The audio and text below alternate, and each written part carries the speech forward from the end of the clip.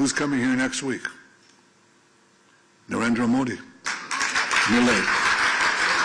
And we are going to discuss all sorts of cooperation. क्योंकि मोदी साहब जो हैं वो भी तो नेतन्याहू के इत्तेहादी भी हैं, दोस्त भी हैं।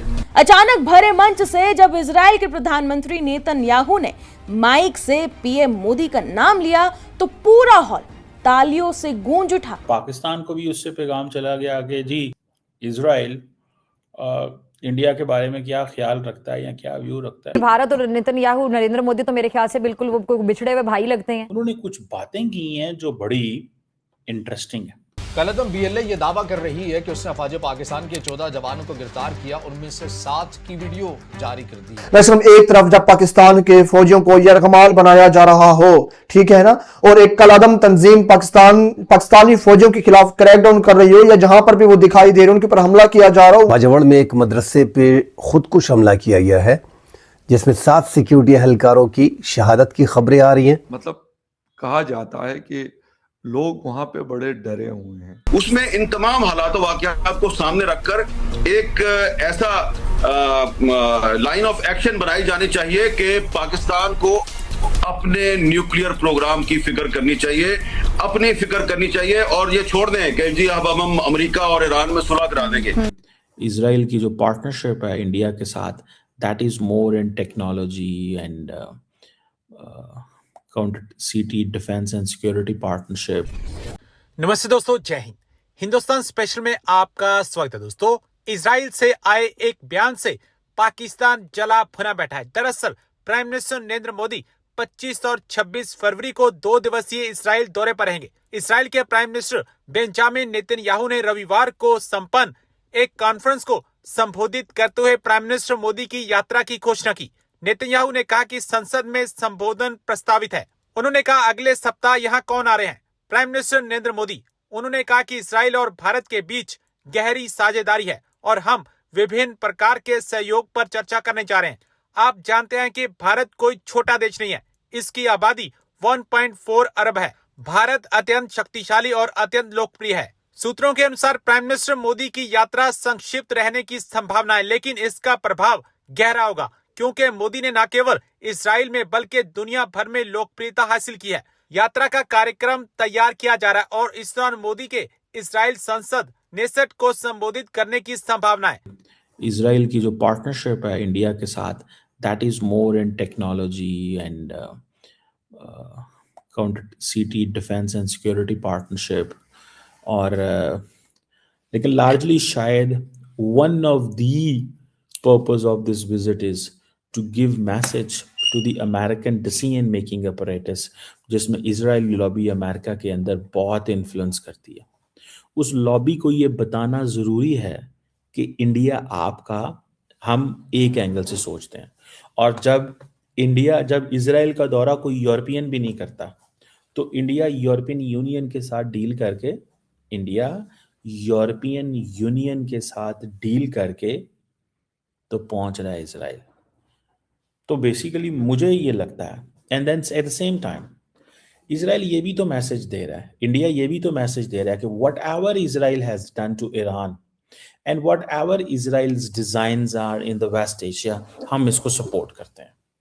Because in reality India wants to get a support from Israel on the IMEC, जो स्ट्रेटेजिक ऑब्जेक्टिव्स हैं कि India Middle East Europe economic corridor, जो India Middle East Europe corridor है, उसमें चीज़ों को देखना।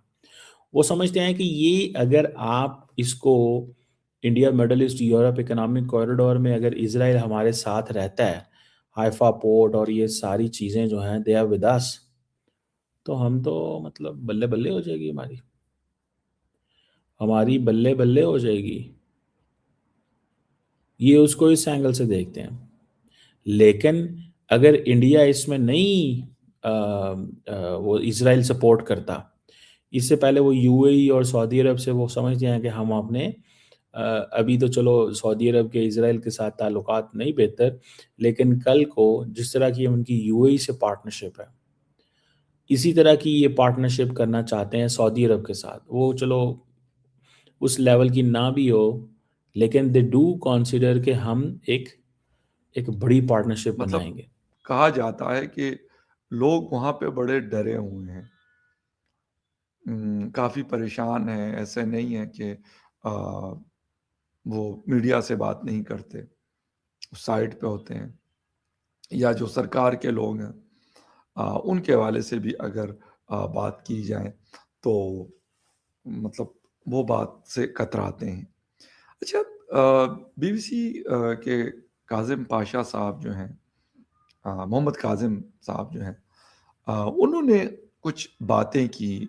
वो गए और उन्होंने इस हवाले से जो उन्होंने ट्रैवलिंग की इस इलाके में, उस हवाले से उन्होंने कहा कि जी 6 से 7 रोज़ यहाँ के लोग आइसोलेट रहे। अच्छा, नोचकी समेत जो ये कार्रवाइयाँ थी, इसकी ज़िम्मेदारी बीएलए ने कबूल की थी और इन्हें ऑपरेशन हरूफ का दूसरा फेज़ करार दिया था। अच्छा, जिसके दौरान सरकारी हुक्काम के मुताबिक आम शहरियों समेत कानून नाफिज करने वाले इदारों के एहलकार जो है वो हलाक हुए थे। कहा जाता है कि एक तो रोड्स पे जो ट्रैफिक है वो कम दिखाई दी, क्योंकि शाम के बाद वहाँ पे जो ट्रैफिक है उसको बंद कर दिया जाता है। पूरे बलूचिस्तान में ये रूल्स लागू है। यानी आप सोचें कि इस मॉडर्न दौर में शाम के बाद आप जो है ट्रैवल अलाउ नहीं है, आप ट्रैवलिंग नहीं कर सकते शाम 5 बजे से लेके सुबह 9 बजे के दरमियान।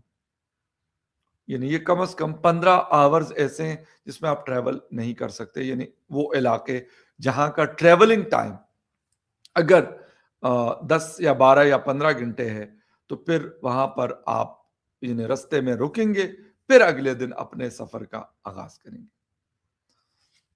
अच्छा, काजिम साहब कहते हैं कि हम जब रवाना हुए और मतलब नोशकी के इलाकों में पहुंचे तो कहते हैं कि तो रास्ते में नॉर्मल से ज्यादा हमें सिक्योरिटी फोर्सेस के लोग नजर आए। इसके साथ साथ वो कहते हैं कि जुडिशल जो कॉम्प्लेक्स है वहाँ का,